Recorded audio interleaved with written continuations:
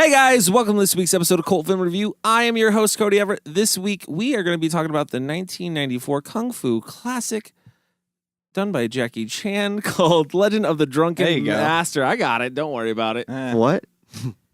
Done by Jackie Chan?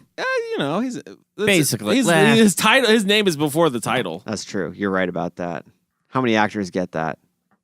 Jackie Chan. Jackie Chan does. Jackie Chan gets it. Yeah. That's right. So let's Daniel start the Day-Lewis show. don't get it. Ah, you stepped on him. That's So all right. say it again. Let's just start the show. So let's just start the show. Your Hollywood system stole our sex and co-opted our violence, so there's nothing left for our kinds of movies. I did not hit her. It's not true. Klopex? Klopex. Klopex. Up yours, baby. Me and Bubba, my little brother, listen to you every night. Where in the hell are we? I have come here to chew bubblegum and kick ass. And I'm all out of bubblegum.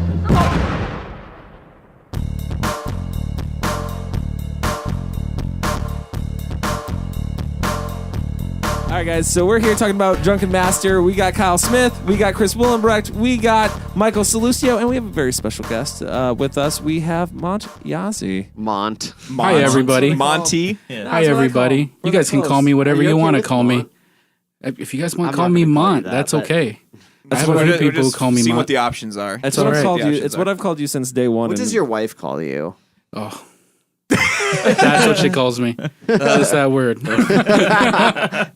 That's that Just word. a sigh. All right. Just a sigh. So this movie was Monty's pick, and as always, Chris. why did you pick this? Why don't you tell us what you think about Legend of Drunken Master? We can't go there right now. Oh, my fault. I'm We sorry. can't go there right now. I'm sorry. we got an hour of time to fill here. Let's not messed shoot the load right off the I bat. feel like I just traveled into time. Yeah, so why'd you pick this movie? People always want me to talk about horror and sci-fi, and I'm a fan of you guys, so I wanted to take a look at your catalog, and I saw a lack of kung fu movies. There's a lot of really good stuff you guys utilize, but there are a whole lot of kung fu movies. So I thought, let's change it up a little bit. Let's talk about something a little different, and I wanted to see what you guys thought about kung fu movies, basically. And for our listening audience who might not know, why do people want you to talk about horror movies all the time? Oh, because that's pretty much all I immerse myself in as the festival director of the International Horror and Sci-Fi Film Festival. Why do you think the general public latches onto horror, like more like as far as a cult film goes? Why do you feel like horror is the more prevalent genre? I think it's probably because it encompasses the most emotions. You can laugh, you can be scared, you can be sad, you can add drama in it. There's so many different emotions that it can carry, and I think horror can be so different that I think that's sometimes the only thing that you can call it when it is so vastly different. Like you got a movie like Peter Jackson's Bad Taste. It's a horror film, but it's so bonkers at times that it kind of falls into that realm of being a cult classic. Mm-hmm. So thanks for asking him about something he totally doesn't want to talk about. He wants to talk about kung fu, bro. But that is true. I mean, Chris is trying to drive the conversation to something he likes. Yeah. If you think, yeah, thanks for picking this movie. You're welcome. Thank you You're so welcome. much. I was thinking about picking Neon Maniacs. I love Neon Maniacs. I was thinking about picking a couple of other horror films, but I decided, pretty bold statement. I put it out there on the Facebook or in the social media world to ask, people who are my friends what they think I should talk about with you guys, and overwhelmingly they said kung fu films. Wow, I'm so happy. I am Yeah. so happy. so happy. scared. So I had a list of 5 that I was gonna pick for tonight. For Kung Fu? Oh yeah, I was gonna pick Born Invincible. How many people have seen Born Invincible? Born Invincible is one of my favorite kung fu films. It stars Bolo Yeung, the Chinese Hercules, playing this role of being basically an invincible martial artist. Right, it's one of the best performances from him. I was going to pick 5 Deadly Venoms. Good choice. Which I love that one. I was going to pick Chinese Super Ninjas, also known as 5 Elements Ninjas. Okay. Where each ninja in the group it's basically like Captain Planet, but with ninjas. So nice. One controls Makes water, it better. one controls earth, one controls fire. And It's they come together to make it. They do. They get ninja. into a formation at one point in time in the movie. Nice. So it was going to be that, or it was going to be Jet Li's Fist of Legend. That's Seen a that? great one too. which I like is that. one of Like my that favorites one. as That's well. a too. remake, So, isn't it, of Yeah. Bruce Lee's? you got it. Shit, I'm gonna blank on which one that is now. Bruce Lee's Not Chinese Connection. No, It's the. it's not the Big Boss. It's not the Big Boss. It's not Big Boss. It came after Big Boss. Fist of Fury. Yeah, Fist of Fury. Fist that's of it. Fury. Or it was going to be Fatal Flying Guillotine. God So- damn, That one I've heard so many good things about. Yeah. So What? yeah. No, From what? for real. Kyle? From Yeah. me? No. who are you talking to? That's I feel like of all the ones you just named, listen that to is the Wu-Tang. that is the title that has popped up the The most. Gizzard told me. RZA told me. He told me that was a really good movie. This is gonna be ragging on Chris the whole night. I love I it. think he said it. I think he said it in Shaolin Bees. I think the Wu-Tang Clan said that. So, How'd you end up on Legend of the Drunken Master, which is the sequel to Drunken Master? Kind of the sequel. It's not well, I traditionally. think part of it is the fact that I had such a dislike of Jackie Chan for the longest time because I was such a Bruce Lee, a Jet Li, Sammo Hung. I was such a fan of those guys that Jackie just kind of, when I first was introduced to Jackie Chan, he was all comedy. Mm-hmm. He was the guy that would smash his hand and shake his hand out. He was the guy that never seemed to be winning any fight that he was in, even though he was very resilient.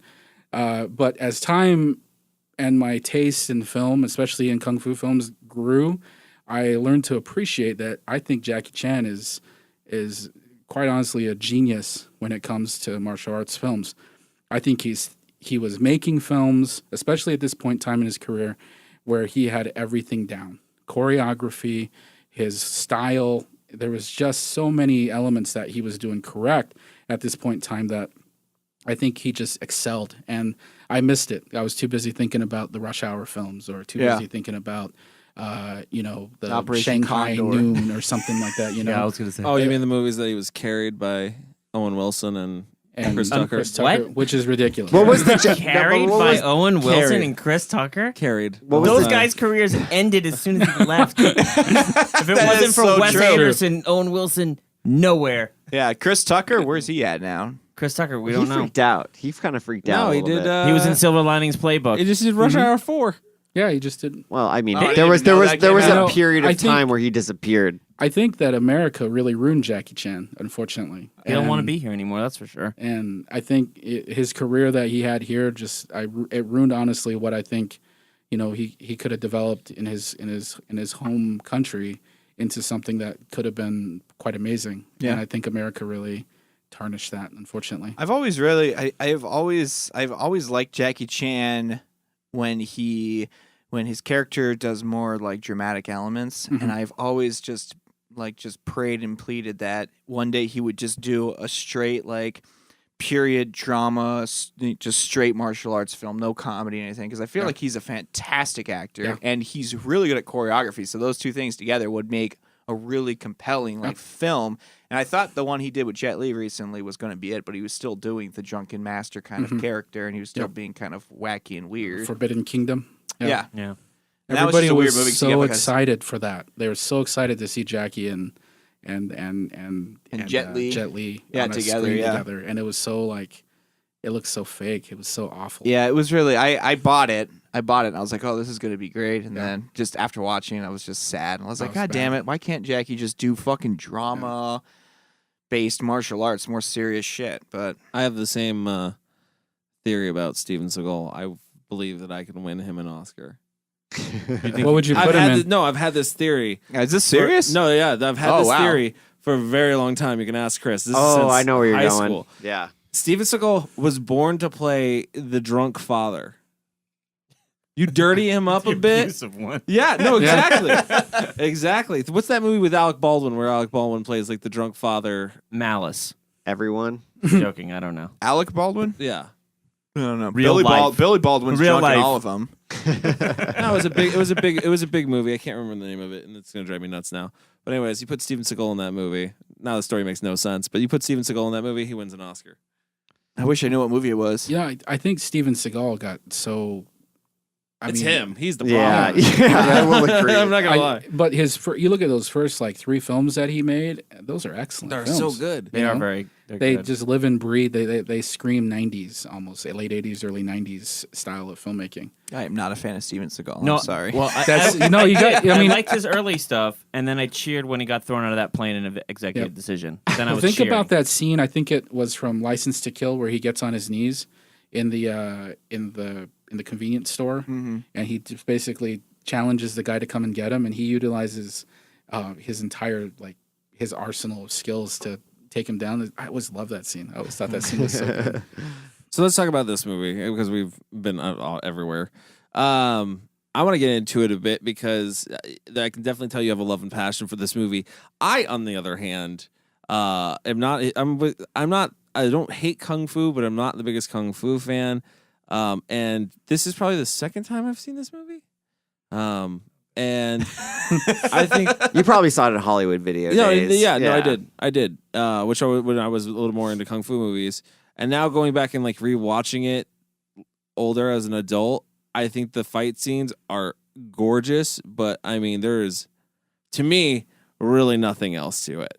Like this movie is almost. You think it's just the action? This movie's almost all action. I disagree. I disagree with you too. Yeah. I feel like the feeling I had watching it was I think the first 20 minutes or so of the movie, you could probably just cut that out for me. I agree. Because at the point when the general basically explains why this package is so important, why this jade seal is trying to get stolen, the movie develops this really compelling story and this drama, and then Jackie Chan, he stops being drunken fighter guy and he gets more serious, and the story then has a plot basically and an overarching story to drive it home.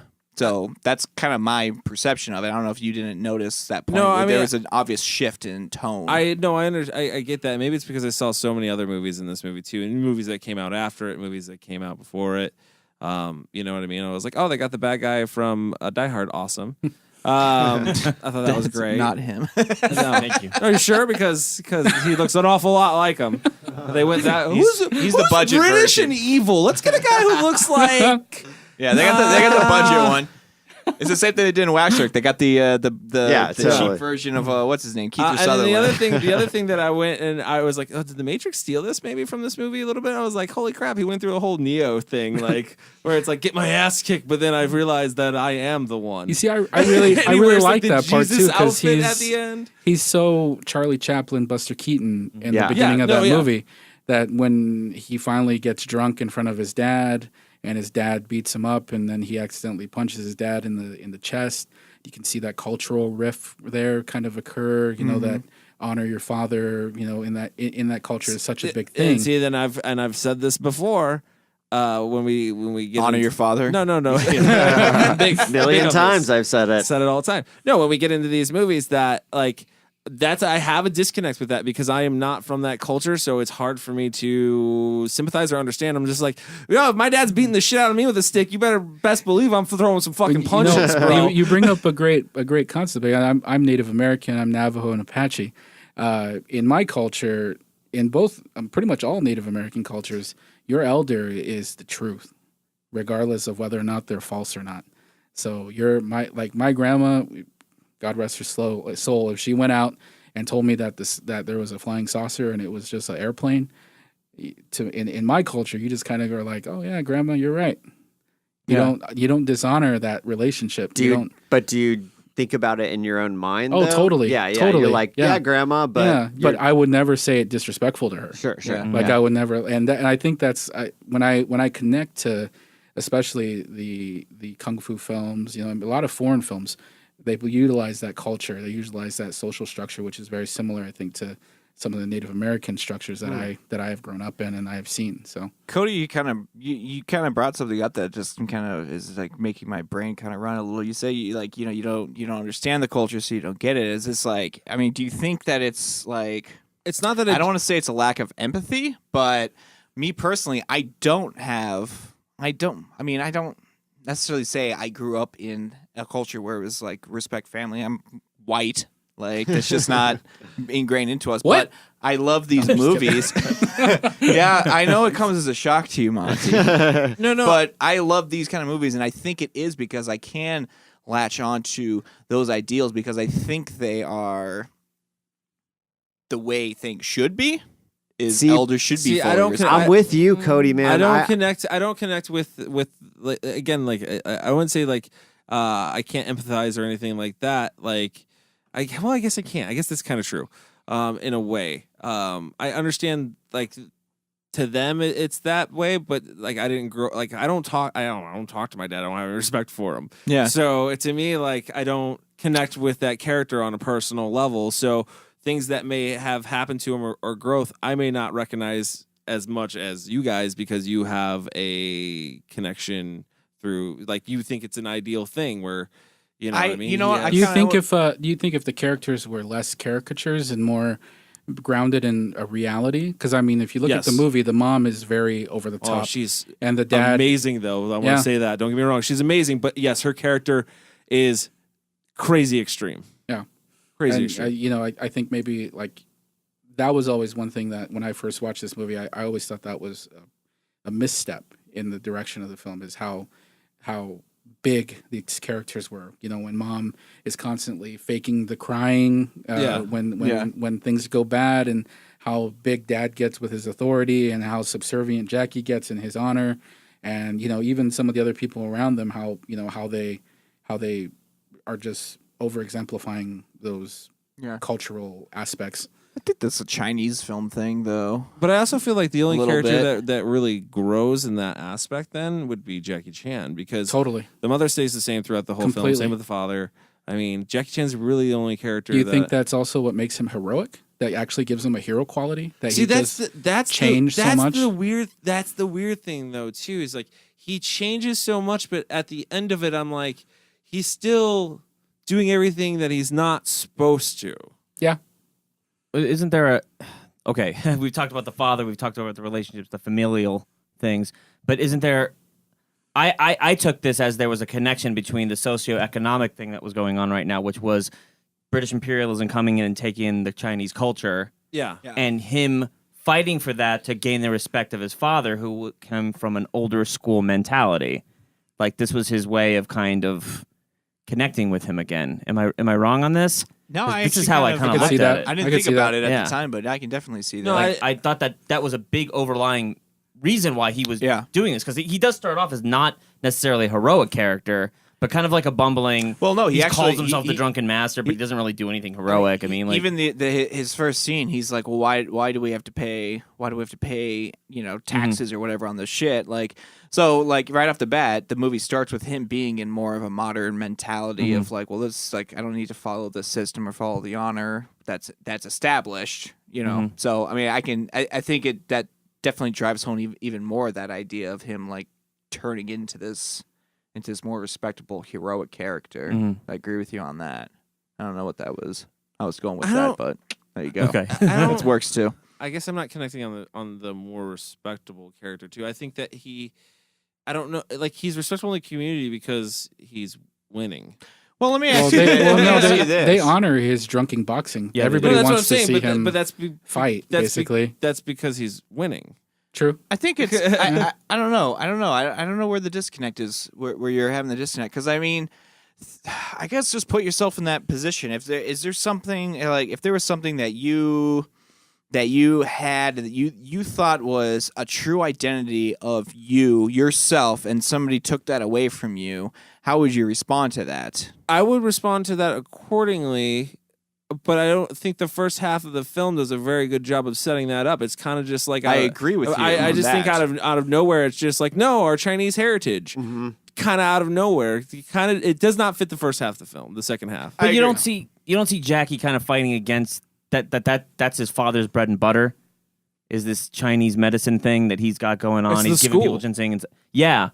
But and that he's kind of like the outlier of it. He's the drunken master who, has this. He's like a Hulk, kind of. It's really weird, right? He gets drunk and then he becomes like a Hulk, but if you take it too far, like it can be playing with fire kind of thing. Becomes Gray Hulk. Yeah, kind of. Whatever. But like, he kind of at the beginning, he seems to be kind of scoffing his nose at like his dad business a little bit, like whatever, we'll give him the bonsai route. Well, I think that's good just enough. so he doesn't get his ass kicked.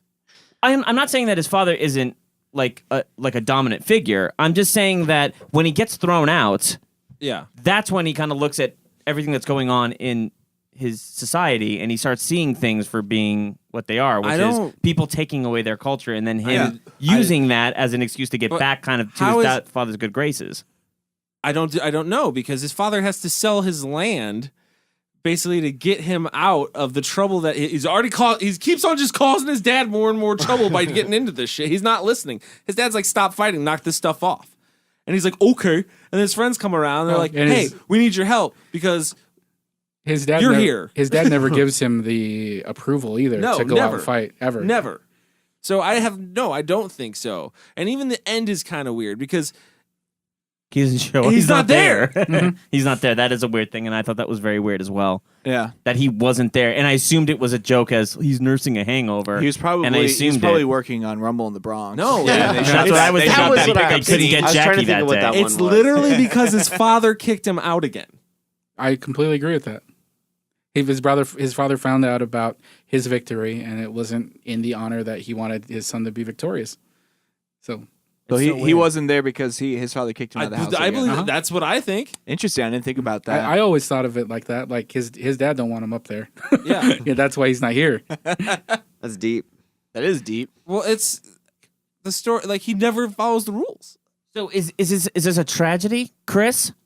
Is it a tragedy? By the way, guys, Chris is in fact in the room. Chris is just pondering I'm this learning. deeply. I'm learning about this movie because honestly, like I'm pondering. with you, Cody. I don't connect with kung fu movies really at all. Like I don't come from a state of mind where I feel like I understand this kind of culture very well, and that's my fault for not investigating, I guess. But like I don't connect too much with like the characters. For me, I'm probably what most people think of when they think of Jackie Chan, and that's the action sequences. Like the action sequences are really what draws you in. Like his fighting style is so insane and so fast, and I'm just sitting there watching the film the whole time thinking like, how the hell did they choreograph this with the cinematographer and like get everything they wanted? How long did they work on these scenes to get all this footage? It's because Jackie Chan's a perfectionist. Yeah, but it's insane. That's like almost like an idiot savant of like kung fu. And he doesn't care though. Like I mean, the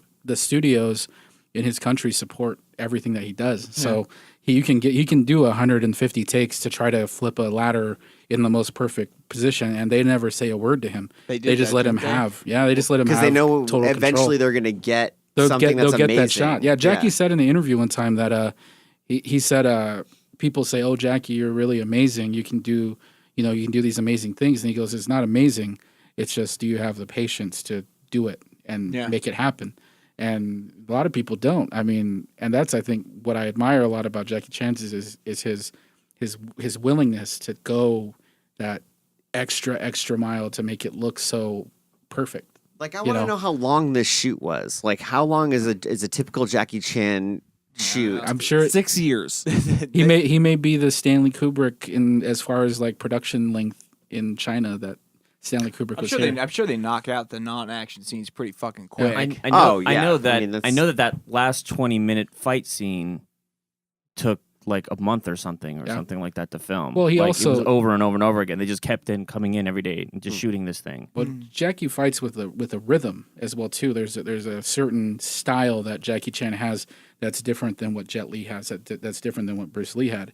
So when Jackie's out there is a complete rhythm. You can almost keep pace with it. And there's many martial artists who can't keep up with that style. And even like really, really well known, like I remember I think there's an interview somewhere where Donnie Yen talks about him and about how difficult that Jackie's style is, how to keep up with it, and how unorthodox it is for contemporary, martial artists to try to match what he's doing. Well, it's because I think it's more based on background in like theater. I was going to say the exact same thing. Yeah, that's what I was going to ask. His school was Chinese opera. Yeah. That's his entire Well, upbringing. And I'm glad you brought that up because that is very apparent in his fighting. Like when he fights or when he acts, everything is extremely theatrical. It's staged like his expressions are big. Yeah, his he's playing hand to the- gestures are big. His movements are fast and like accurate. It's Well, and he doesn't move his camera either. If you look at these movies, they're set. American films, I mean, look at like a Jason Bourne movie. How much camera Handheld movement do and you have stuff. in that? Drives me insane. Jackie doesn't do that. Jackie will just sit it and Right. let the action happen on a full frame. I mean, I think of like there's that great scene where he slides down the pole, and he's basically going in a circle down the pole. Electricity's bursting all around him. That scene starts with him almost in full screen. Mm-hmm. So as he goes down, you know that okay, I don't see a cut there. I see Jackie's face. I know that's him probably going down there. It's so authentic to that style. He's his own. I mean, he does his own stunts. I think that's the biggest point for him is the authenticity that he brings to. That's what I was going to say. All through the beginning credits, you just kept seeing Jackie Chan and his stunt team. Yeah, like over and over again. Like it's insane. Like to be able to pull something like that off in one shot. You know what I mean? Just and you can tell it's him. It's not like, oh, they just threw some other guy in there to keep the actor safe or whatever. Like he's fucking doing all of that shit right in front of you. It's like a magician almost, but a master. Can I be the bad guy? Here we go. Oh, Can I be the bad guy? go ahead. We allow you. All right. And maybe Chris can. Maybe you're on the same page as me. Maybe not, as the other person who's obviously not into kung fu as much as everybody else in this room. Did it just feel like one long fight scene to anybody else? Because I feel like this is amazing. Again, they are amazingly shot. They are amazingly done. They are jaw-dropping fight scenes. But I think the movie could have done it with about 3 less, and the ones that did happen probably would have been even more jaw-dropping because they're, you know what I mean? Like you do so many of them. I thought they were really long You got fight your- scenes. You got your ending. You got your fight scene where he first drinks. Those are probably your 2 best of the. But whole movie. that's what I'm saying. Like That's really it. by the end, no. There's the fight scene There's on a the sword train. fiend, There's, yeah. there's But that's more exposition than anything else. That's to introduce you to, other I get that, other it's characters. to change you to, but still, it's a lot of like fighting. if you think about like real fight scenes like that serve no purpose than to show fights. I mean, those are your 2 scenes right there. I do feel like the excitement kind of wears off. Well, no, that's from what I'm time saying. to Like time. you see so much of it. Like, and I've said this about horror movies too. Like you can see, Jason cut off 6,000 heads by this, 6,000. Like by the 10th time, you're like, okay, I'm over it. You're not over it. It just doesn't have the same effect. Sorry. Yeah, I'm thinking. No, it's okay. I have a question for the people that do watch kung fu movies. Did you feel like it wasn't enough? Kind of. I did too. Yeah. I feel like this So do I. is one of the Really? films No. that doesn't have enough Doesn't Jackie have Chan enough beating the Jackie crap Chan out in of it. people. No. You go watch a Really? Shaw Brothers film, Yeah. dude. It's like fucking start to finish, and there's like some, and it doesn't feel like too much because even with this film, each fight scene has its own unique character, its own unique rhythm, its own unique like tone. You look at Fist of Legend. Yeah. There's a movie where the fight scenes are constantly evolving the entire time, where you're always getting introduced to something new. And I think for me at least in this movie, I always felt of it more as like an introduction to other topics to talk about. I think the only real 2 fight scenes are the first time he gets drunk and the ending. You're desensitized. Cody? That could be. Let me ask this question, Cody. Do you like Bruce Lee films? You know what? I honestly could say I've probably watched 2 Bruce Lee films, and I couldn't even name them. Oh, Wow. okay. Wow. I'm being honest. Man. I think maybe it has more to do with like his. I was 'cause raised you're by definitely women. more of like the popcorn movie guy. I am definitely. I a popcorn think movie guy. I think you really latch onto that really quick, boom, boom, boom, and it's done type of thing. Whereas like traditional kung fu, it is like this really long, drawn out, choreographed thing, and every single move is. I mean, even when you look at the actual martial arts itself, the traditional martial arts, every move has a purpose and a reason, and they try to capture that as best as possible on. Who these kung took fu karate films. in this room? I took kung fu. I did not take any I of took that. 12 years of martial I arts. took I took some taekwondo when I was little. I took kung fu. What, like the a traditional- year? Yeah, like a year. Okay, so you're not invested. These No. guys understand like these styles of fighting. We do not really understand like what. Like I would never look I at don't this think fighting that and you- say there's a purpose to every move. That's very. I mean, Well, no. I agree with Well, that. That's they mock true. that in the movie as well too. I mean, they mock it quite a bit. There's a scene where he's talking about like floats with flute or whatever. Yeah. You know? Yeah, I mean, he's calling up Yeah. the Well, weird that's names. exactly, and yeah. stuff, Okay. Oh, That kind of stems to this whole That- traditional style See, Yeah. that's, mimicking things. See- like Bruce Lee was all against that stuff. If you look Mm-hmm. Yeah, into Bruce his Lee was history, one punch. he was Each fight very scene, boom, done. It's all anti-traditionalism, about power yeah. and how efficiently he was all could about not hurt minimalist someone. fighting. He was all Yeah. about like not calling out the move before you do it. No, Bruce Lee was You know? just That's like you're Street an Fighter inch away and stuff. he fucking hits you. He's all like, You know- if someone's like down the hatch, I'm like, I know what you're doing. Speaking of Bruce Lee swap. movies, I really enjoy Bruce Lee movies, but I've always lived and breathed on Shaw Brothers. And when people tell me like, "Oh, what do you think is the best martial arts film of all time?" I'll be like, "Well, here are my films. There's not a Bruce Lee movie on there." Yeah. They ask me who the biggest martial arts star is Bruce Lee. I mean, he's the one who made No, the Yeah, he's iconic. definitely the biggest No, star. I agree with that. I agree with you as well. My list it definitely doesn't have any Bruce Lee on Yeah. that. It's Yeah, all, right. It's all Shaw Brothers it's mostly 70s stuff. I mean, on my list, it's mostly Tony Jaa. No, I'm just. No, there's nothing wrong with Tony There's nothing wrong Jaa. with Tony I Jaa. think He's I an think amazing acrobat. I think what Tony Jaa does with his style as well is like an evolution of what came from. Oh no, everyone this is before him. he's definitely influenced by him. That's by Jackie And- Chan. yeah, well, I I feel like hate Tony it when Jaa they use brings Tony together- Jaa wrong. In that new Fast and Furious movie, they fucked they him did. over. I mean, and was I don't in that? understand. Yeah, he was. Who was he? He was one of the bad guys. Yeah. And Oh, they wow, I and didn't they even just notice and they he was let in him. it. Yeah. They let Paul Walker, I think, They beat him the up. shit out of him. Yeah. It's Ridiculous. I ridiculous. didn't even notice he was in the Yeah, movie. the baddest so that's- ass He gets man thrown in the out of a world, plane, and you right? I have think he Paul gets thrown out Walker of a beat the shit plane. out of him. Rest in peace, Yeah. Paul Walker. But Yeah, you don't got a moment against Tony Bullshit. Jaa. And like, and this evolves again into like what good action is, good fight scenes are now in America versus what other films are doing. You guys seen The Raid?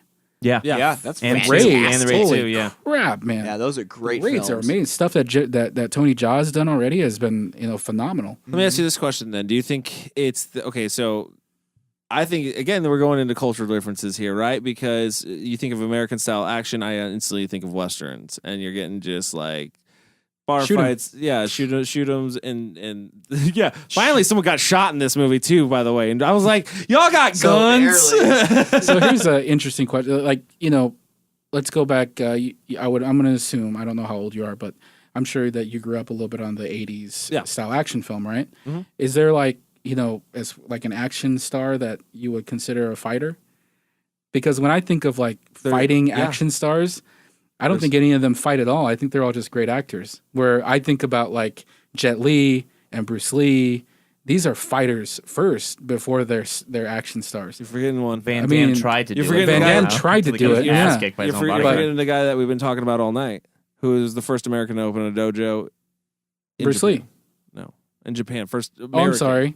Oh, Steven Seagal. Steven Isn't Seagal. he- Yeah, No, Steven Seagal's legit. he is legit. He No, is legit. No, he is. Yeah, He is I agree probably with you the there, only yeah. legit one But, like- that's from America. But would you put him in like when I think of American action stars, I think of Schwarzenegger, I think of Stallone, Norris. I think Chuck of Norris. Norris. Chuck Chuck Oh, Norris. wait a But second. Chuck You got Norris me is there. for You're real, right. though. Chuck Norris is has the one. Yeah, real he's legit deal. too. He was very legit. He was I very guess when I legit. think of the big ones, I always think of Schwarzenegger. You know the thing, Schwarzenegger though, and the thing Stallone. though with Chuck Norris is I don't feel like you ever fully captured or encapsulated his fighting style in film because 'Cause he he did always sold it. fall back to guns and Yeah. use of guns in all of his movies. He there was a few kicks Well, and a few he was stuff a bad. that happened. He was a bad example. I mean, first of all, he did so many canon films, yeah. Oh, that's right? Yeah, so that's that was true. that was his first Nothing mistake. wrong with canon films. Okay, No, there's nothing I wrong like with canon them, films. but they were never kung fu films, No. and they were never martial arts films. They were always gunplay shoot. films. Yeah. He wasn't a great actor. He never got. No. He No. never became a good actor. His only legitimate, I think, scene of like fantastically choreographed fighting is in Return of the Dragon? It's not Return of the Dragon, right? Is it Where Return he of the Dragon? fights Bruce That's Lee? where he fights Bruce Lee. I Yeah. thought that was Chinese Connection. No. Shit, I don't know any of Bruce Lee's movies. Like, I'm all confused. Wesley Snipes. Wesley Snipes is He has he's not martial arts fucking training. martial arts. He has martial arts training. Yes, he does. But I still wouldn't put He's him got as a black belt. fighter Everybody's first. got black belt. What? I wouldn't put him as a fighter first. We're talking about people that You know? got No. that It's like a high were five. bred in the fighting first and then came into that. Like you're getting a legit guy Yeah. to be on your Hulk on your Hogan. Oh my god. Hulk Hogan. And on that note, What, Mr. Nanny? Suburban Commando. We're talking about an action film. Yeah. What? No holds barred. Yeah. Okay. Fake wrestling. Tropic Not Thunder. fake. I love wrestling. Okay, I love wrestling. Tropic Thunder. Thunder in Paradise. Thunder and Okay, guys. There's legitimate people here that I'm naming off. Ronda Rousey. oh, Yeah, but she's come not. on, but she's not an action no, star. No, no, And she's an been in action like star? one movie. bullshit. Until she does One movie. Roadhouse. It's not even that Yeah. good. Until she does in Roadhouse. the Until movies. she does Is Roadhouse. that happening? I don't Yeah, For that's real? as far as I know, it's still I happening. don't believe it. No, Like that- Nick that's Cassavetes no, that's is definitely directing it. happening. or We've something like that. gotten Yeah. really off topic. We have. We're so. talking about fighting. You know, Let's- this movie brings that out in you because there's so much. It brings of out fighting. what- we all want to fight each other. But I'm saying what I kind of we went on that tangent, but what I was saying is like I'm so used to the American style that when you do see like I'm not saying like this stuff is not beautiful and gorgeous, but at the same time it's like when it's a good third of the movie, to me it loses its. The movie's called The Legend of the Drunken Master. The Drunken Master is a fighting style. Of Did you- course, it's going to be. Did you like Matrix? the first Boom. one. Yeah. The first one. I mean, Matrix is completely influenced by Oh, Chinese style obviously. filmmaking. But it also has explosions in slow motion. I have a question. And, Okay, take and, it has a, that- and a no, dude covered it- head to toe in guns. Yeah, so. it has, no, it's like a lot of eye candy. Like, don't get me wrong, this is a lot of eye candy too. But But like you can talk about Hero, you could talk about Crouching Tiger, Hidden Dragon. Those are I mean, these are beautiful all movies. spectacles as well too, in the same realm as. I mean, with minus guns and stuff. actually, Mike, no. you had your hand up. Crouching Tiger, Hidden Yeah, Dragon. I want to try to make this connect with you to Okay, see go if, ahead. if we can make a connect No, here. no, I'm not saying. I like how I wanted to say this before you finish your topic. I like how we're focusing our attack on Cody, and Chris is being the smart guy by staying away. He's doing a Can good I job. just He's tell gonna you- jump in. He's going to Can I jump in when just it's tell you right. that this is absolutely fascinating? This is like my kind of movie talk. I love it. I love every moment of it. I'm glad. Go and ahead, there's a Mike. place, and there's a place for everybody's style. Like I have friends I have a friend who thinks the greatest action film ever made is Commando. And he will not talk about any other movie. And I love Commando. Commando is like my favorite Schwarzenegger movie, right next to Predator. You know, This is fantastic because that's exactly what I was going to ask him. Do you like the movie Commando? It's not my favorite Schwarzenegger. Okay, movie. but- I do like it though. But you, he throws a saw blade in someone's face. hold on, wait. But if your issue with this movie is that there's too much fighting that's taking up story time, then what do you think about Schwarzenegger films where He threw a saw blade in somebody's but face. that doesn't progress the story in any way? That's like some But that's Riccio eye shit. candy for me. Like, What And about, like- somebody jumping off into a fire pit and then rolling Cody- through a fire pit is not eye But- candy to but you? Cody is a That's a real life popcorn movie thing. guy. He's a popcorn movie guy. That's it. I No, see but if his special initial Hold on. argument was, well, I don't know what this does to the story because it just seemed like one big long fight scene. Yeah, Then what's that's true. one big long action scene where he guns down 200 I'll say people this. in a a night? saw to the face. The problem though, going back to that, is I honestly like when there wasn't fighting on screen, I felt bored. Okay. I agree with that 100%. And then all of a sudden the father What's just his starts kicking the complaint? shit Then what's out of his the son. complaint? No, my complaint. So what you're getting with this, like I said, assault of the face, grenades blowing up, and stuff like that. You're getting a lot of special effects with like Commando, where this one is again straightforward, basically like beautiful martial arts done. Don't get me wrong, it's beautifully done, and it's amazing to see that a human being can even do this stuff. But I mean, how many times can he dodge a stick? A lot of times. A lot of times. Yeah. And then, But how many times it's can- Before dodging you a want- stick means nothing. So you want- Times can Schwarzenegger dodge a bullet? So you want he danger. doesn't. He just runs through them, Kyle. you want danger then. Yeah, Like a legitimate I didn't- danger. I didn't feel the like. I honestly never thought like, well, he's gonna lose this. Like, maybe that's because I know who Jackie Chan is now and stuff like that. But at no point did I ever fear, except for when his dad was beating the shit out of him. I don't feel like there's any danger in a Schwarzenegger film though, because No, I me don't. neither. At any point do I think, I don't ever connect Schwarzenegger with might that not kind of make danger. it. Like, Yeah, I don't ever should connect try with that that kind of sometime. danger. Like, I mean, I know that gun, there's gun dangers and stuff like that, but even in a Schwarzenegger film, his family dies, someone close to him, you know what I mean? Like, and that happens in these martial arts films. but as it well, didn't happen in too. this one. I'm talking about this one. Okay, gotcha. Talking about this. It didn't one. happen in this one. Yes, It did not happen in this. This was a one. little bit more lighthearted than some It others. is, and maybe that was a disconnect. It is for a me, kung, too. yeah, it's a kung fu comedy. This one's a so- kung fu comedy. But see, then I like. But see, So then I'm going to make you watch a hardcore kung fu film. Then let me next. ask. You should watch some Stephen Chow films. Well, no, that's what I was going to say. I like Shaolin Soccer and they're great. Kung what's Fu the- Hustle's Kung Fu- fantastic. I love- I like that but movie those are too. above and beyond, like as far as comic relief goes. Yeah. I mean, That's those so are like, over the top. Yeah, But you see, and you get elements of that in this one with the mother, the stepmother. Loved Yeah, she's her. You great. get that with her in Actually, this. my favorite character in this movie Has to be her. Has to be the dad. Actually, What? I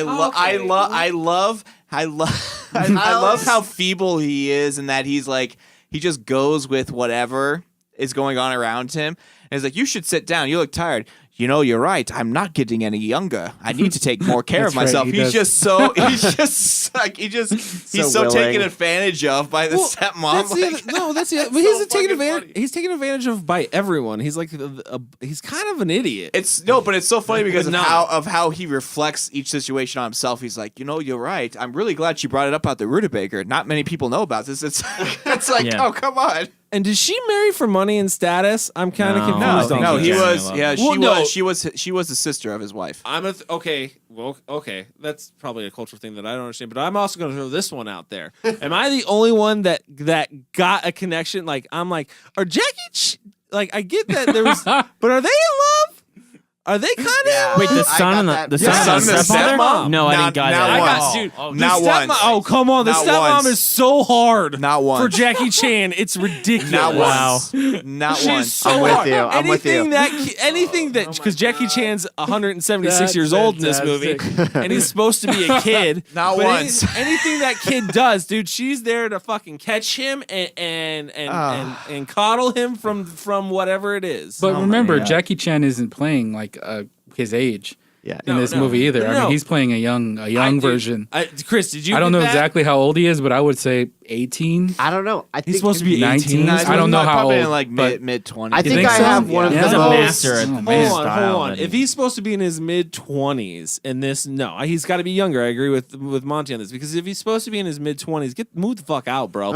culture again, a culture thing, Yeah, man. that's- It is, yeah. I don't He- know. Hold on. he- It is. It's Even- a no, it's a should total he- hold culture on. thing. Because I- he's and I don't know. being trained to take over his father's business. Again, don't yell at me. I don't know because I don't know the culture, but shouldn't like married it by this time? No, not necessarily. No, No, I'm wrong. no. Okay, hey, I'm wrong. It's to the point when you get married that you would So you're tend still to move out. you're a baby because he acts like a like And they seriously, still she might live in. treats him like a baby. She treats him like a baby at times. Could also be a caricature for the cultural norms at that time. I mean, she's so over the top. Why wouldn't True. her actions be over the top as well? Like, True.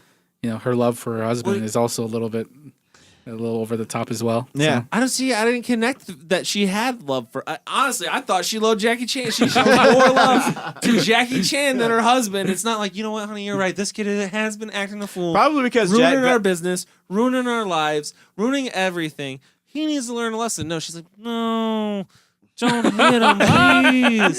Stop. I think a white girl ordering. no,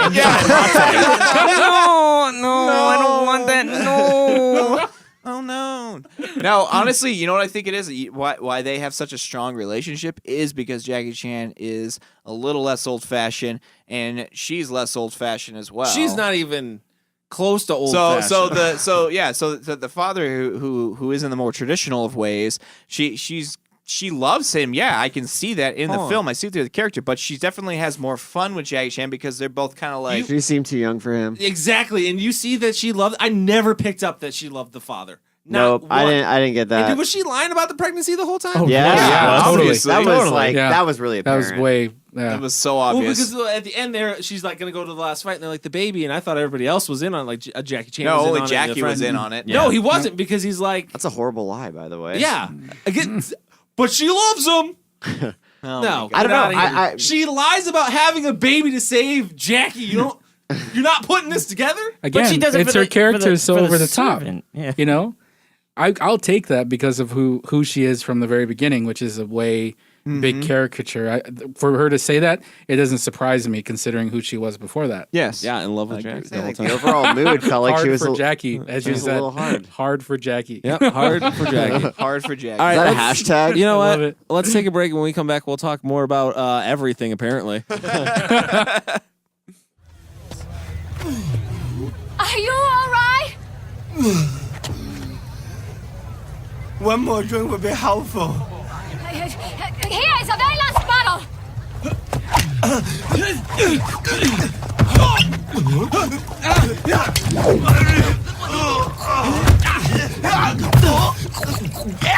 You get up!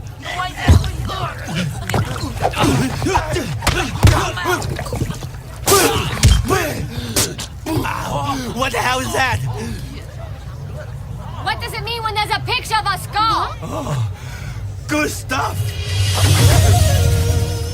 We're talking about kung fu movies, and we're, in particular, we're talking about Drunken Master, but we're also talking about what I don't understand. Chris isn't talking.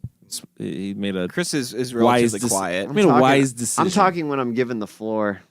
You have the floor at any time. No way. I've tried to cut in so many times. Bullshit. No one's seen you have been leaning back in your seat, like straight up leaning back.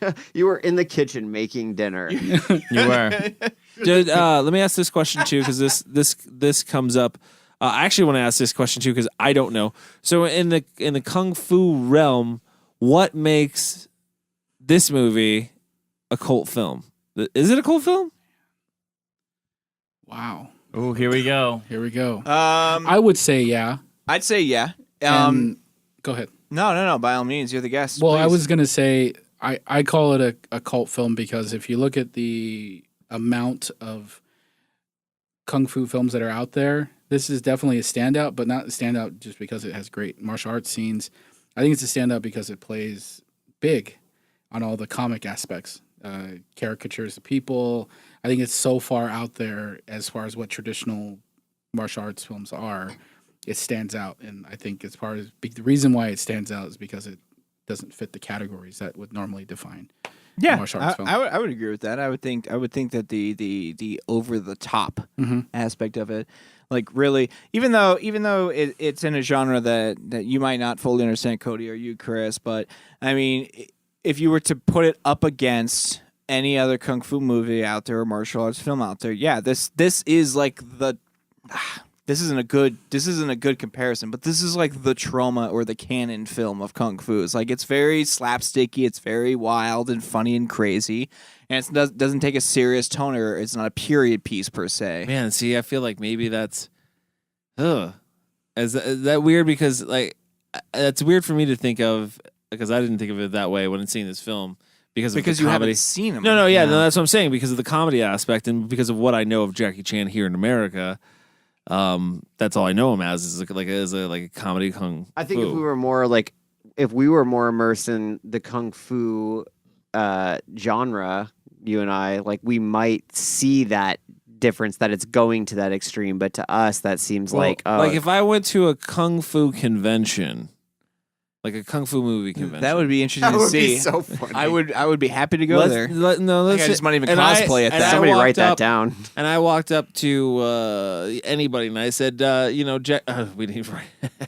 And Wong Fei Hung. And I said, Wong Fei Hung. They'd be like, oh, fuck yeah, bro, Drunken Master. No, they wouldn't say that they would at say all. Wong Fei Hung They has would not been say in- that at all. Because He's a cultural hero. He's a this is like, historical figure. he's He's an an actual martial Did not know artist. that.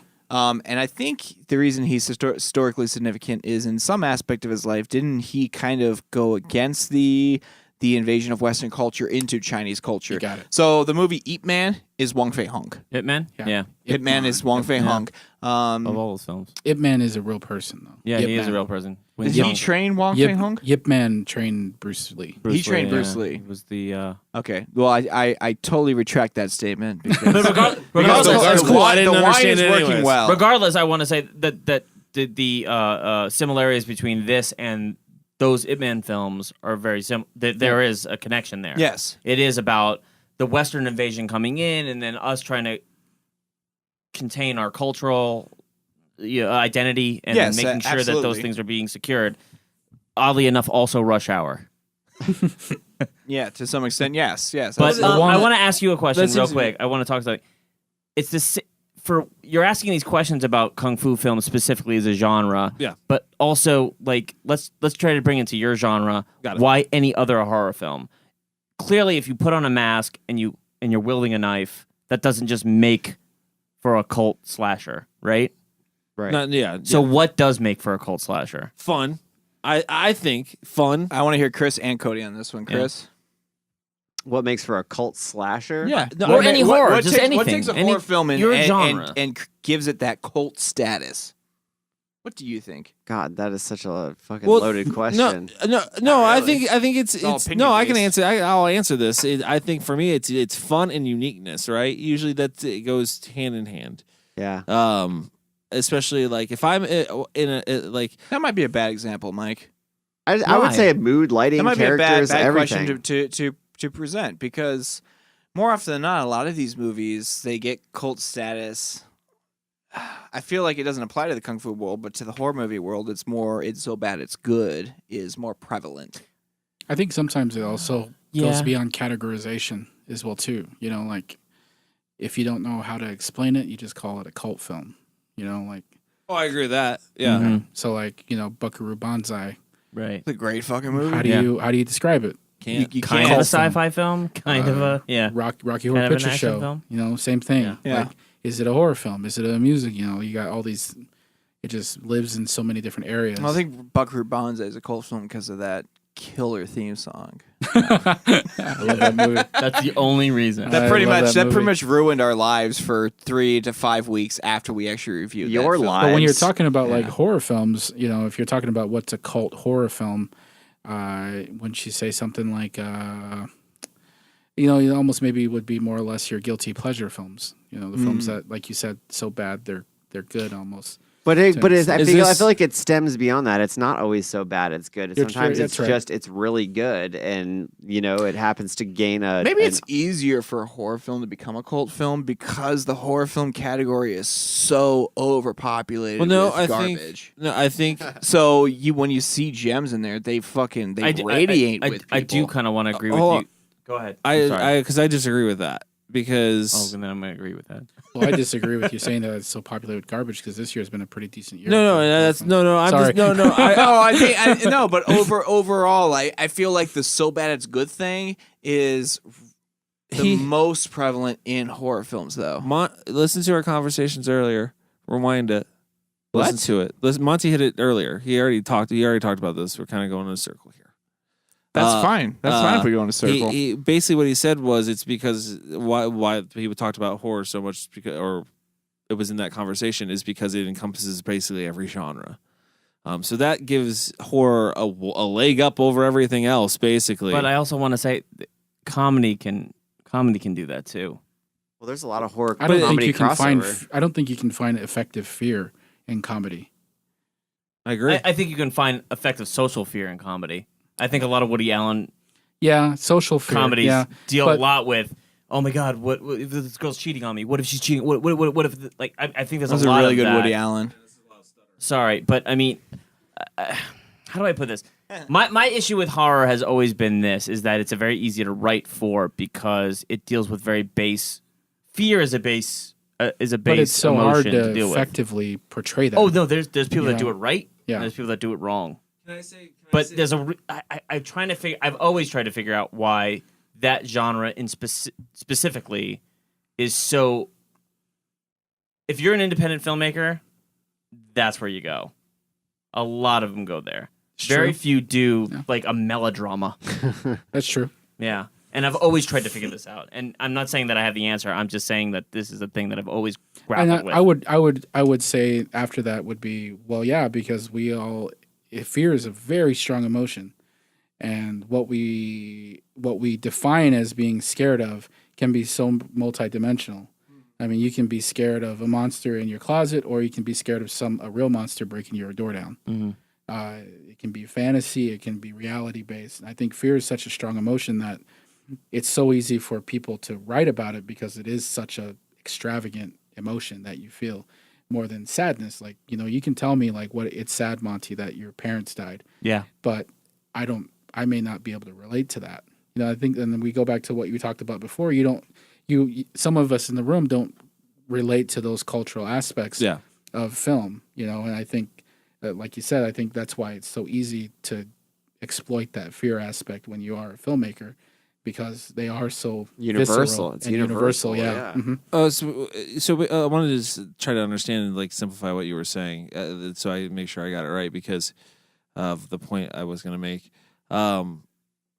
If are you saying that like it's basically you see horror movies as basically kind of or slashers or whatever as like a carbon copy of each other? Is that me? Yeah. Are you asking me? Yeah. No, I don't. I think there are really, really, really good ones. Like I loved the Babadook. I loved that film. Yeah. But it's nothing more than your classic two people stuck in a haunted house with a supernatural creature. Yeah. But what they did with that film was they turned it into a psychological thriller.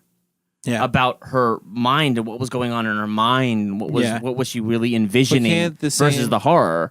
Can't the same be said, I guess, about kung fu movies? That's what I was asking you. This is the bridging gap that I'm trying to make here. Yeah, no, when you say you don't understand the genre, I'm trying to try to bridge that and saying not all kung fu movies are just an hour and a half of fighting and punching and kicking and hitting and whose school is better than whose school. It's some of them do deal with some pretty interesting plot points or themes, I should say. Like in this film, I think a lot of this film has to deal with family and what family means, and also what was going on in China at the time, British imperialism, things like that. I think there was a lot of that going on. In this Can film. I ask you a question now, knowing that it's about a real life person, correct?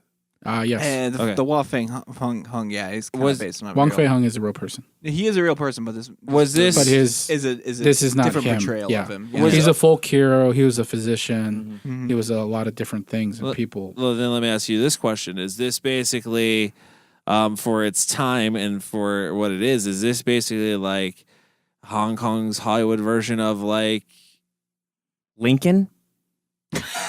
I don't know. I'm trying to figure out where you're coming from. Lincoln the Vampire Hunter? Like, I don't know. No, I mean, like, is this like I hear what you're saying. Yeah, like a big like. Oh, was this their version of like let's take this folklore character and make a big movie behind him? Yeah, I'm kind of curious why this movie. This is one aspect we haven't really touched on, and Monty, I'm hoping maybe you can shed some light because I don't actually know for sure. This is just basically a reboot of his 1978 film, Drunken Master. Mm-hmm. And he does portray the same character, Wang Fei Hung, in that as well. So why does this reboot exist? I think part of it was, and I don't know the correct answer, but from what I would say is it was probably more or less a project that would just give Jackie Chan that step in. I mean, it was so beloved from his early career that for him to come back and portray that character again was probably lauded after. People probably asked it. People probably requested it. And it was such, for him to do that drunken style boxing at the time in martial arts films, there was no one doing drunken style boxing. Yeah. People were, they were playing with other styles, tiger claw, eagle claw, all these different martial arts styles. Those are the claws. Yeah, the claw. Those are the claws. The 5 deadly crane. claws. Yeah. You got crane. You got mongoose. Snake. Snake. All these different things that monkey popped up from time to time. Yeah, monkey popped up. But I think no one was doing drunken the way that Jackie Chan did, and I think that's part of the reverence that you see in this new movie is. I'm sorry. I was gonna say like it is interesting because no other film had really tackled drunken boxing, and it's a legit style. It's a real style that originated from the Shaolin. Like, so I think that was probably what was so intriguing about it was that here's a style that's never been touched before, and people are coming up. We're referring to the 1978 version. People coming off the death of Bruce Lee and looking for a new hero, and Jackie Chan basically filled that with this a completely unique style, a completely different style of kung fu as well. Yeah, like it was like and a also package. A different way than what Bruce Lee was portraying it. Yeah, Bruce Lee portrayed his style of martial arts as very much power oriented. Arrogance. Almost a little bit. Really confident in his striking. Where Jackie never had a leg up on anybody. Jackie had to start from the bottom to he always fought his way to the up into winning. I mean, he always seemed to be underneath someone's boot. Yeah. For many of his films. So for that also it plays to the underdog status as well too. Where at that point in time, people were so enamored with who Bruce Lee was. For Jackie to do what Bruce Lee did would have just been would have been almost disrespectful. Yeah. So for Jackie to say, okay, I'm going to be this different style. I'm going to add comedy. I'm going to be able to be hurt. I mean, let's be real. Like Bruce Lee get hit with something. I mean, I always think that one scene where Bruce Lee gets cut in Enter the Dragon across the abs. I'm like, God damn! No, he didn't even flinch. Yeah, he didn't even flinch, and I'm like, that's a deep gash. I mean, that's bleeding. I mean, I might have been a little keeled over for a moment. And Jackie Chan, on the other hand, you smash his hand in the door, and he's shaking that thing like it was the worst pain in his life. Let me ask you: do you think that's why he translated well?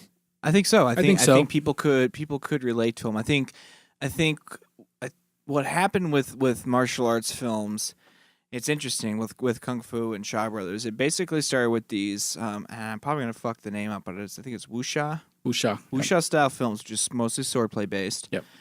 That was the dominant when the shit kind of took off in the mid '60s, late '60s, and then there was this thing that happened because wuxia films really deal with this almost mystical.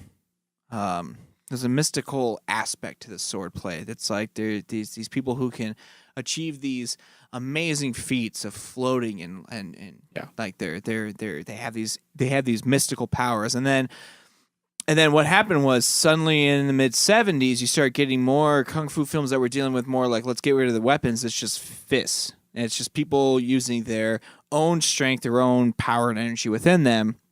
And then Bruce Lee came along and he was the peak of it. And he was the most, I think, entertaining to watch because it was like, wow, look how fucking good this guy is. Like, one punch, all these people are down. And a big personality, too. Huge personality. He didn't have to say anything at all, but he really. like commanded the screen. He had so much energy. And then he passed away. And then, Jackie Chan rolled along. And he was basically like, I mean, you can use the term, he was basically like the peasant, right? If you were thinking about this culture, you had people who were of royalty and stuff, and you had the peasants who basically learned martial arts just to defend themselves, and that was him.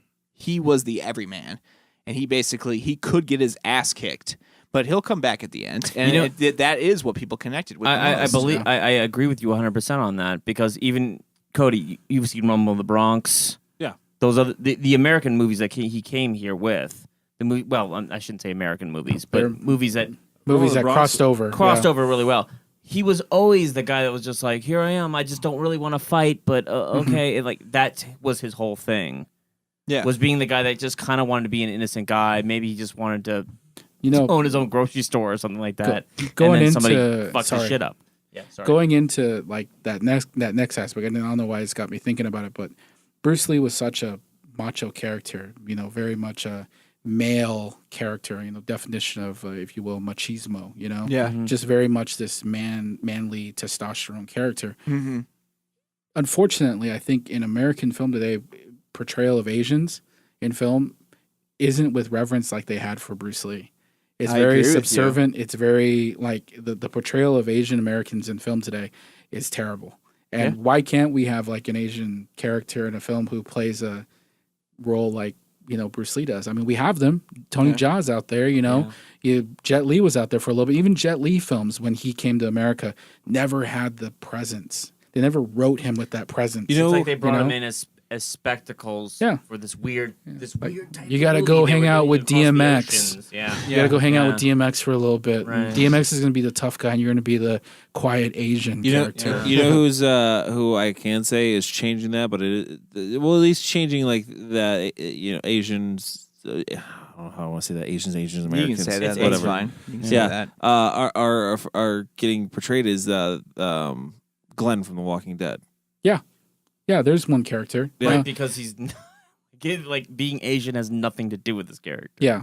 In any way. No, but it could be any race. Yeah, but that's the great thing about it. It is. It is. But they cast an Asian in a good role. Yeah. They gave him a good character. No, they did. Yeah. He's completely relatable, and he's not a stereotype whatsoever. It's fantastic. It's like, oh, thank you for not portraying him as a stereotype, because that's, I mean. Well, it's still like, though, if you compare his, like, and, you know, we're going again talking about strong characters, strong Asian characters, and I do agree that Glenn is a strong character, but putting him up next side to side with Daryl, I mean, there is clearly, Daryl is the male character. Daryl is the, and male is the wrong term. Daryl is the macho character, the masculine character. And Glenn is still a great character, but not to get would you call him a hero? Yeah, but well, Glenn definitely not to get into, especially in the later seasons, and not to get into The Walking Dead, because I don't want to turn this into a Walking Dead podcast. But it'd be more popular. It would. We would have way more downloads. But I actually think Glenn, especially like I said in the later seasons, is definitely more than once Daryl loses. Sorry, spoiler alert. Once Daryl loses Beth, he kind of is just. What a dick! I haven't watched it yet. Whatever. I stopped watching that season 4. I'm sorry. He's kind of like, he kind of just stops as a character and shuts down a little bit, to where Glenn starts to really grow as a leader, especially when he's dealing with the redheaded dude. Why am I spacing on his name? Nope. That's okay. Help you here. Abraham. Yeah. So just getting back into this movie, we went all over the place in this episode. We did. I like we it. took this to wrestling and then back to kung fu and then Little maybe Walking not Dead. really, quite honestly. Walking Dead. Yeah, we covered everything. And I think that just goes to the appeal of what films like these do. I mean, it doesn't just we don't have to just talk about Legend of the Drunken Master. This could be any of the many films that you guys have talked on this, show about. It is so influenced. Again, we talk about that definition of cult film. It's influenced by so many different things. I mean, are kung fu films, how are they today? How are they today? Yeah, like what I mean is like, is it still a profitable genre? Is it still I don't feel like I it think is. so. Hero was big. Hero was big. They have a movie called The Kung Fu Killer. It's more contemporary. That had Donnie Yen in it. And Donnie Yen is still a huge star. Let's talk about their influence, though, true. on American. Daredevil is gigantic, and it like ripped from Old Boy. Yeah. That brings me to a very interesting point then, which is, if these movies are so unprofitable and so disliked by American culture, why do they keep stealing the ideas? Which ideas though are you talking about? Like, I don't see a whole bunch of fathers beating their kids with sticks. I'm not going to use that as like, you know what I mean? Like, are you talking about like? No, I'm just saying what element are you referencing that one scene? I'm just saying what element are you referring to? If it's fight scenes, then I fully agree with you. But as far as storylines go, I mean, a story about a father or a son trying to find the respect of his father. That's like a every story about a mother who is overprotective of her son. Oh, wait. Story. I mean, and again, they're caricatures, but these are fundamental storytelling aspects. It's just thrown into it's thrown way out there. There's still fundamental aspects of story that are being portrayed here. I mean, you think about it, like Jackie Chan. At the end of the day, Monty takes a shit on Cody. No, I don't. I'm not disagreeing. Aspects of culture as well too. I mean, there is a cultural aspect that is being portrayed in the movie. You know, trying to retain one's culture. Yeah, I'm not disagreeing with that, but I mean, if you're saying it has all this in there, then how? I wouldn't say that no one's stealing directly from this movie, but the themes, regardless of where they're at, up and down. These are themes. Everything that we just named is theme storytelling 101. But there's obviously a disconnect in how they tell the story. Why? Well, I think it's just and I think it's in style of filmmaking too. Well, it's vastly different than the way American because films I mean, are look done. how the way they tell the story in this one, right? Like this was an American film. This would be I would imagine doing a lot less than a comedy. But I'm actually. Wouldn't you say that, like, for those that watch the martial arts films, this is pretty standard structure? It's nothing. It's a pretty standard structure. It's always how these films are done. Well, no, that's what I'm saying. It's always somebody looking for the respect of somebody else. A son. Well, trying even to like what atone you're for saying, I know issues. you're trying to say like it's kind of. Let's be honest, it's really kind of choppy at times. Yes. You know, And I agree with you. It is very choppy, but that's also how the structure of some of these films are done as well too.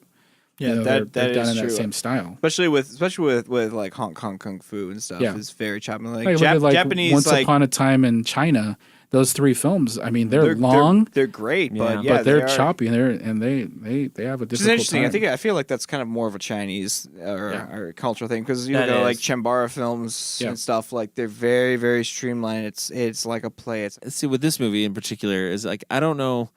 Like I said earlier, I feel like one character develops, and I don't. It's just I don't That's the know. only character you really need to care about. Actually, I take that back. You know, there's some other characters that develop too. I mean, doesn't his friend, the fishmonger, doesn't he? Well, yeah, he develops. He kind of grows some balls. because he really starts out as being jealous of Jackie Chan and Jackie Over- Chan's relationship with that girl. Over the weakest love story. The love story between him and his mom was way strong.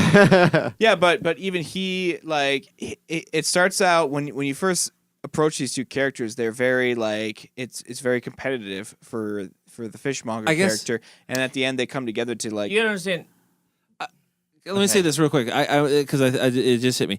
I think that love story, or attempt at a love story between Jackie Chan and that girl, I forgot her name, is the perfect example of how I felt about this movie. Like I felt like that's all the story elements are that, like to me, like that's how much was put into each story element besides the fight scenes, right? Like. Well, yeah, we flirt. We're into each other. That's all. That's it.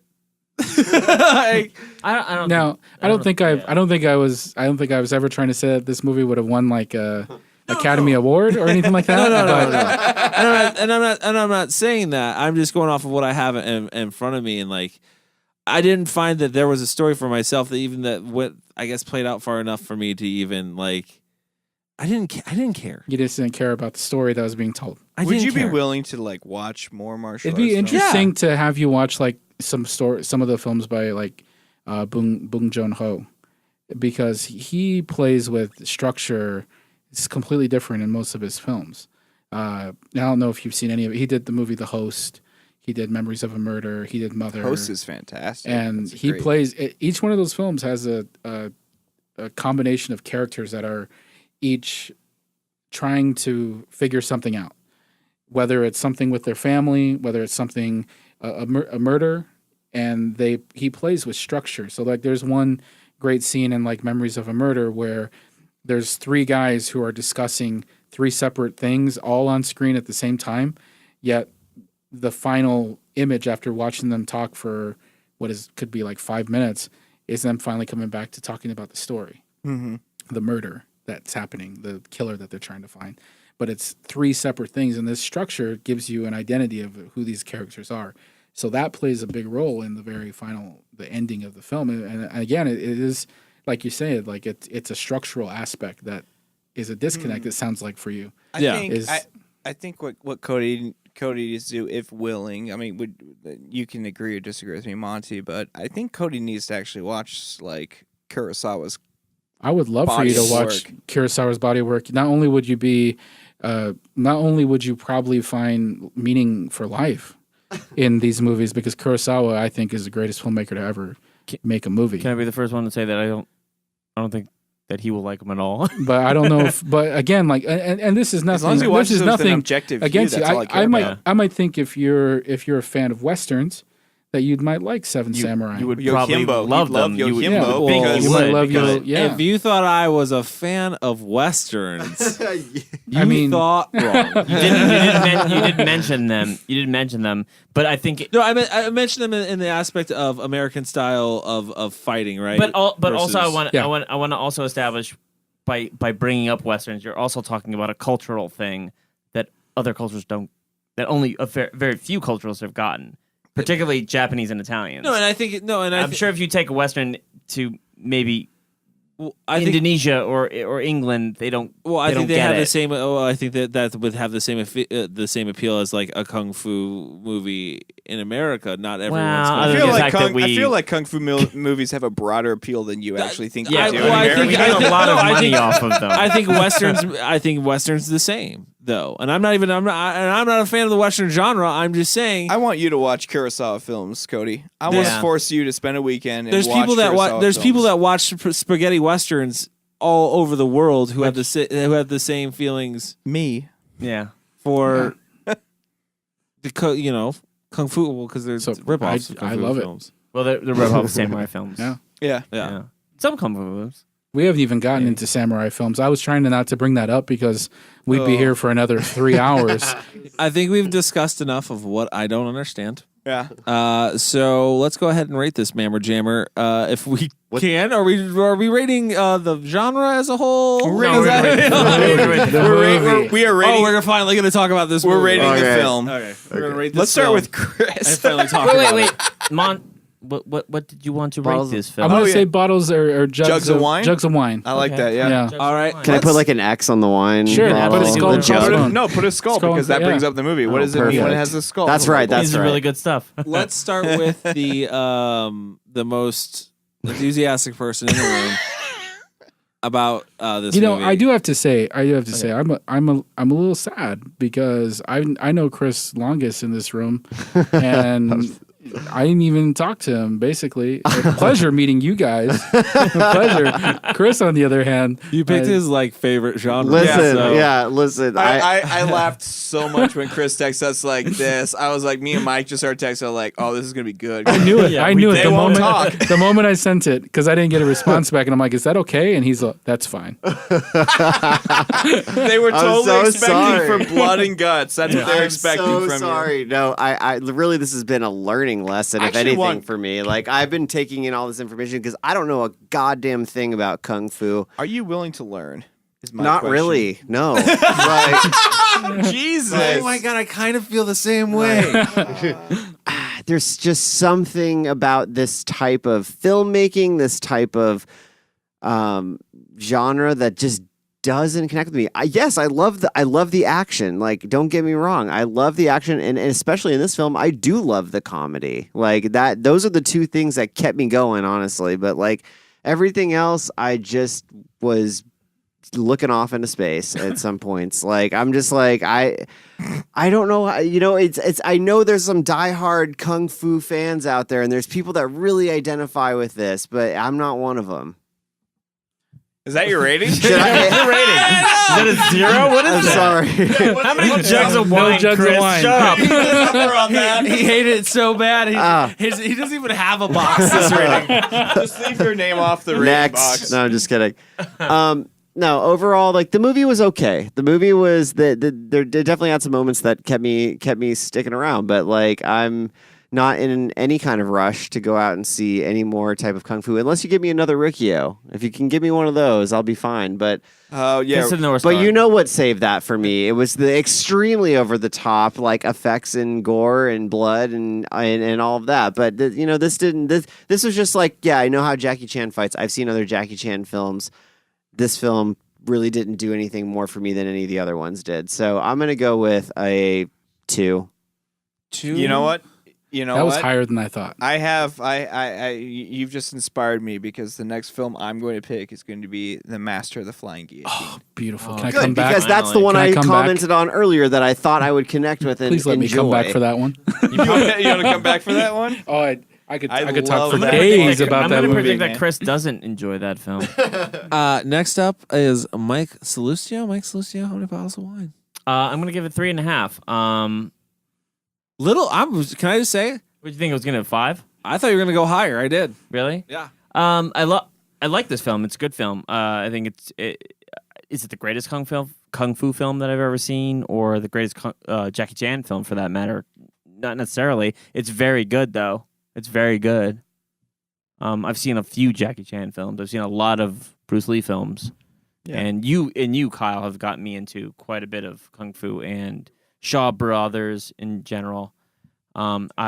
I tend to like from seeing those. I tend to like those films a little bit better.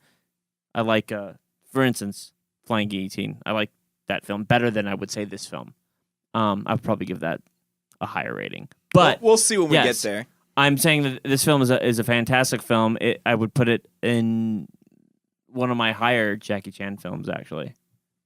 So what's your number? What's my number What did you one? say your number was on the rating? 3.5. 3.5. Okay, I didn't hear Yeah, that yeah. part. Sorry. Above average for certain. Yeah, definitely. Yeah, but yeah, it's a good film. It's a great film. Next up, Kyle. Oh, you're gonna go to me next? Yeah. Oh, I thought you were gonna bounce around. I thought you can go like people who liked it Monte to has to people be who don't last. like it to people who don't like Nah, it. I'm giving everybody their people who like it first. Yeah. Get it out. Yeah, I'm gonna have to give this also probably a 3.5. I wouldn't consider giving it a higher rating only because, like I said at the beginning of the podcast, this movie I feel like lacks at the first 20 minutes or so because I don't feel like it has a proper structure, a proper story. After the discovery of why the jade seal is so important to the Chinese culture, I feel like the movie really picks up and actually has like a well-defined plot to follow and a well-defined goal or end game, so to speak. So, in terms of Jackie Chan films, it's definitely one of my favorites. I still think I kind of like the original one a little bit more, just because I think it's more true. I don't know if it's going to say more true to Jackie Chan style, but that movie is more historically significant in terms of film in general, I think, because it helped really create Jackie Chan as a household name, or I guess as a hero, so to speak. But yeah, I think 3.5. I think it's a good movie. I think people should watch it. If you like anything that Jackie Chan has ever done, if you've ever watched a movie with Jackie Chan's in it, and you're like, hey, you know what? I like Jackie Chan. You're going to like this movie because that's what you get with it. You get Jackie Chan. How many times did you say Jackie Chan? I'm gonna say it 3 more times. Jackie Chan, Jackie Chan. You sound like me.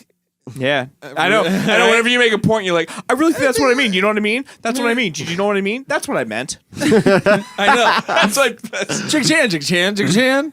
I think this movie was dull. You know what I mean? I think it was dull. That's what I meant. Dull. That's what I mean. It was really dull. Yeah, that's what I mean. So let me say this. I'm gonna go next. I'm gonna go this. You know what I mean? And you know what I'm saying? So I feel like my rating is too high now.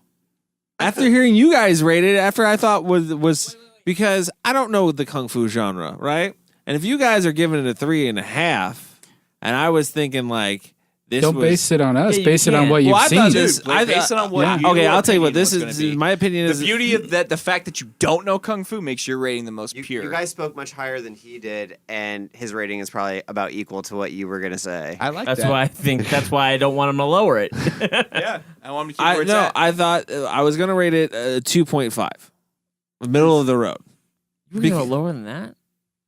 I was gonna go after hearing your guys' rating. I was gonna go to a 2, Okay, well, so what are you gonna do? but I said 2.5. Okay, go That was my original rating, I like and the that. reason I That's say what you're that going with. is middle of the road because I can't knock it for its production whatsoever. I can't take a swing at the production. Right, solid production, solidly shot. Okay, sound quality is great. Honestly, there's like it's shot good, lighting's great. You can't really knock it for any of that. Story you can knock it a little bit, pacing yes, editing obviously. But I think it's a middle of the road movie. I think if you're into this movie, you might like it. Like this type of movie, you might like it. But I don't see it being any better than 2.5.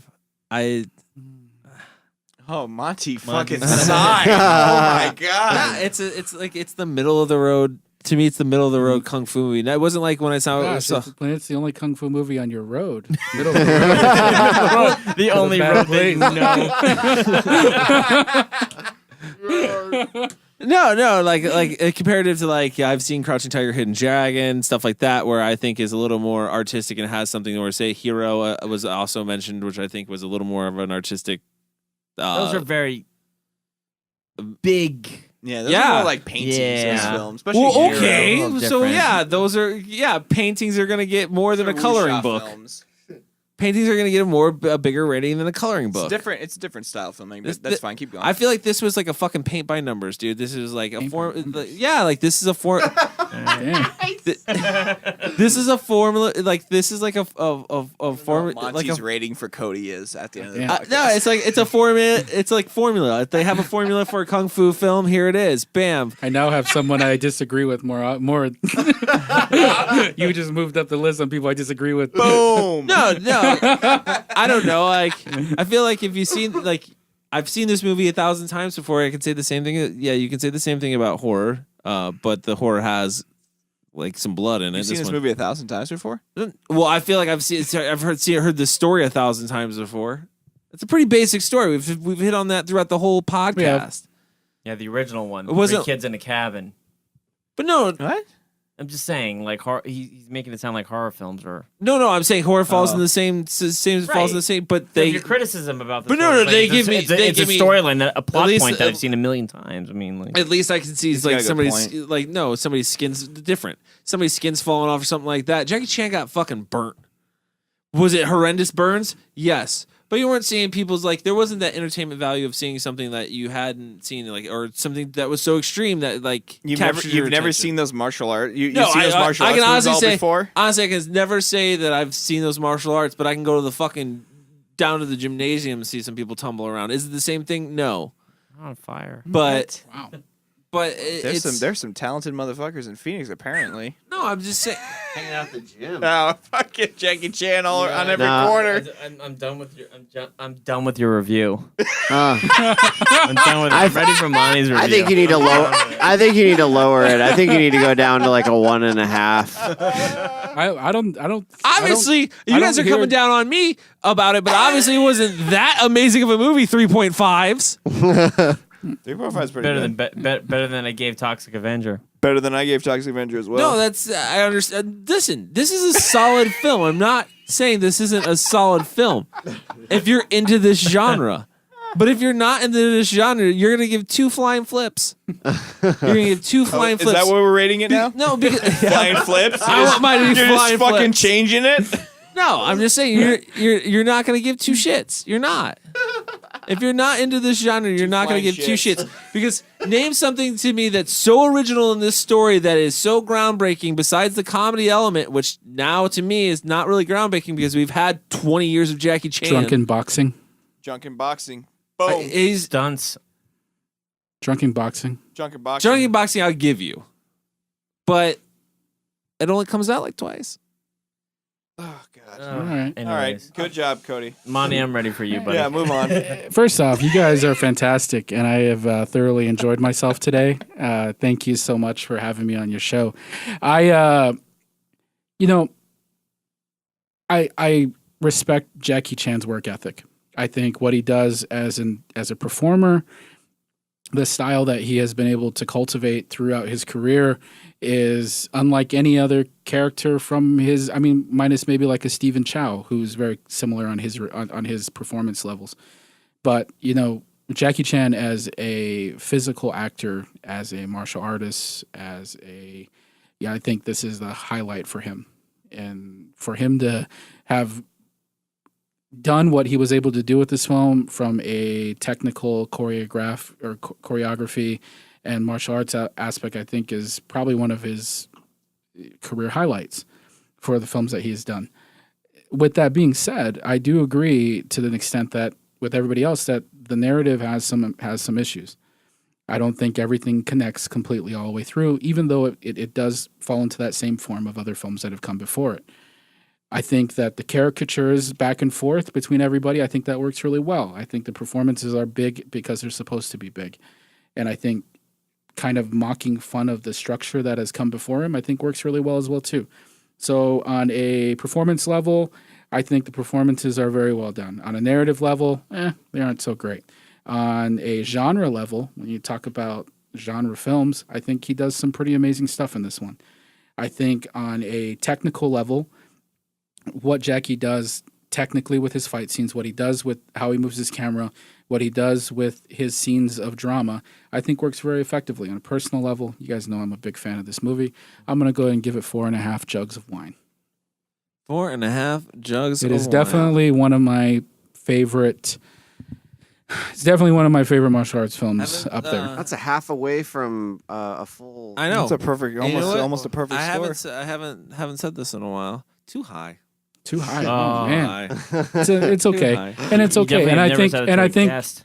I think like I said, told you guys before when I first came in here, there is that personal aspect does play a big role. No, does, yes. I pull You the know, personal aspect this- card all the time. And this isn't Monty the That's why we film reviewed critic. Anaconda. Okay, this isn't Monty the film critic. You want Monty the film critic to break it down, it's probably going to be a little different. This is Monty the fan of this movie. That's okay. who I wanted. This is Monty the fan of this movie, and my heart learned to love martial arts films, partly because of this film. Well- It played a big impact in my movie going life. Can I ask you this question? Is it this film or is it Jackie Chan? It's partially this film and partially Jackie Chan because I grew to respect Jackie Chan in this movie. Oh, I get you there. Yeah. Because bringing up the going back just real quick because everybody said the drunken boxing style was the unique thing in this movie, and that I was going to ask this question earlier. Did not get to ask this. No one else can do that style, huh? Is that like a thing? Like, because no, I don't. I've never seen anybody else. I think if people this tried to style. pull it off who weren't Jackie Chan, I think it'd be difficult. I think the fact that Jackie is we mentioned it before, he got his career started in theater. I think him being able to portray those drunken aspects while also be physical, while also having the talent of being a martial artist as well too. All right, guys. So make sure you follow us on social media at @ColdFilm_review. You can follow us on Instagram and Twitter that way. You can follow us also on Facebook. You can follow Kyle.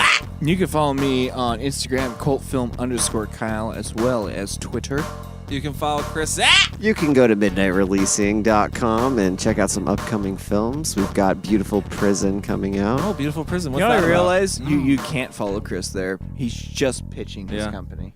But what is this movie? Oh, this movie's about a guy who he has brain damage from a childhood accident with his father, and basically he goes into a coma and he goes into his own mind, and it's full of demons.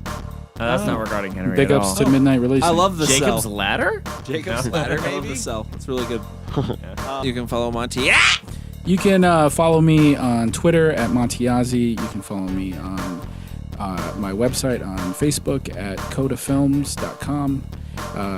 You can follow me at International Horror and Sci-Fi Film Festival. I pretty much run all the social media sites for that company. Come out next week. We got a screening of Carrie on Monday. Sponsored by this Monday coming up? This Monday coming up, the 13th. This episode you can will not be out by then. Okay, That's all right, never don't mind. Cut that out. So Never mind. Cut that out. hopefully you guys enjoyed it. Hopefully you had a good time seeing Carrie. I loved it. It was nice. Thanks again, gentlemen, for letting me come out here. You guys know I'm a big fan, and this has been an achievement. You can follow Mike At Mike Salucio on Twitter, writing a bunch of places now. So A bunch. and you can follow Not a me bunch. on Instagram Two. at ColdFilm_Cody. That's our show for this week, guys. Make sure if you're gonna join, or you know what, fuck it. Yeah. Wow, just make sure. Just make sure. No, if you're gonna join a cult, just make sure they watch good movies. We'll see you next week.